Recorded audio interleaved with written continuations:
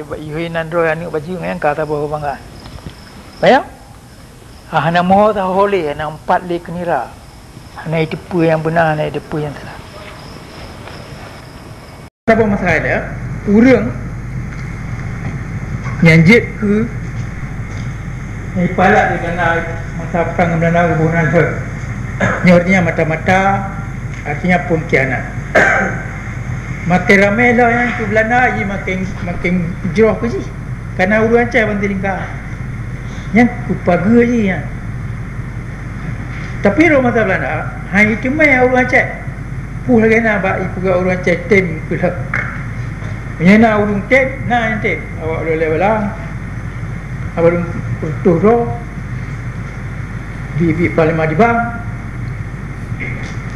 Tapi hana ramai. Malay urang hanya jak hana urang macam tu yang jatuh uniform Belanda ji foto apa dekat Jawa. Perkataan kebangsaan Aceh oleh mantong kong lagi nak. Pun dia pugat roh dekat saya mukura. Ni Belanda ke penang ina urang yang Aceh yang ji kelah yang makan lepas ina. Yang tikap urang Aceh ia macam merdeka. Ya orang yo Jawa kemah ia apa orang cari kelau ni ya buhnan camat bupati kodim kodam lah betul. Orang yang nyandang haji yang benar haji jajah ya cik. Orang yang gaji pegawai haji kalah haji yang mana tahu. Bunyak pekong musuh cekak inang dorong.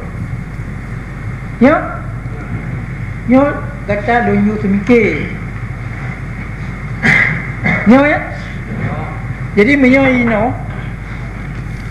Belanda dengan Jawa macam kemai berat, ino kata mah lab sama sebuah grup tu kan Aceh ino. Sajan Belanda, ino Jawa Belanda kai kantor Jawa. Sajan Jawa ino isi ka kemai ya cok. Urang Aceh you pada menteri lengkap. Urangnya menunjuk ke lah je pengawal je ke urang je you